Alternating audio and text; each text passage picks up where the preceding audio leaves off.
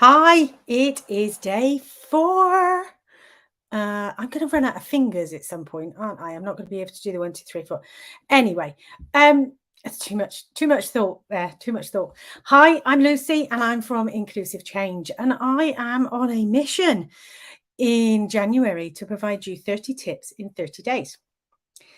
Now, today's tip is all about mentoring. So I want to talk about mentoring.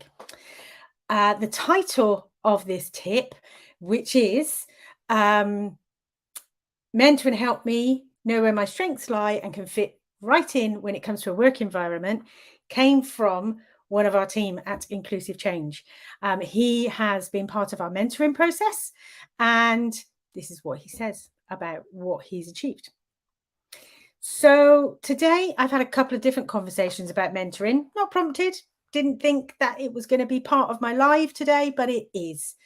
And I thought, you know what? I'm going to talk a bit more about mentoring because it's one of the things I talk about regularly. So, mentoring and mentors are often found in the workplace, but I'm going to say that neurodivergent mentoring or neurodiversity mentoring, whichever word you're going to use, is really powerful. So mentoring for neurodivergent employees and job seekers is really powerful. It can be done in the workplace. It can be done with people looking for work, or even to help an entrepreneur set up as self-employed, or even help an entrepreneur who's already self-employed. But one of the things I must say is that I would advocate that any mentoring program or any mentoring relationship you go into as a neurodivergent person, you make sure that that mentor understands neurodiversity. Okay. They don't necessarily have to understand you, but they need to have some awareness and understanding of neurodivergence and neurodiversity in the workplace. So, the definition of mentoring is the act or process of helping and guiding another person to support their personal or career development. There are other definitions, I believe, that are out there. And if you Google what is a mentor, you will get a whole range of different things out there. But here are a few points that I'm going to make about mentoring. A good mentor will help you recognize where your strengths are, where your challenges are, and maybe help you reflect on something that we call within the world of neurodivergence a spiky profile. So you can be great at something one day and you might not be great at something another day. You can be great at something all the time, but you can be really not so great at other things that people just don't get. And are like, well, how can you be a rocket scientist, but you can't manage your own diary? A really great mentor will help raise your ambitions, help you see and create a path to achieve those ambitions, and then they will help you take into account your strengths and challenges and needs. And that's where the neurodiversity element comes into play, in that understanding those needs and understanding the strengths and challenges that go part and parcel of being neurodivergent. So a really great mentor as well may very well have been there before. So they may have walked your path. They are probably neurodivergent themselves, and they may even be able to open up opportunities and doors for you. But that doesn't always come as a given. They might not have that contact and expertise, but you never know.